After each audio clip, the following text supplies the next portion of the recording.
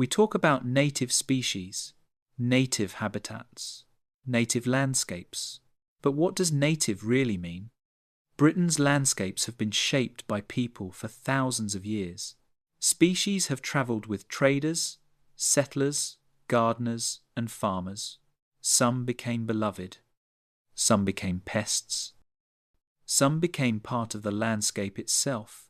As climates change and species move, perhaps the real question isn't, what is native? But, how do we decide what belongs? Join us this October for What is Native? Nature in its place? Where does nature belong?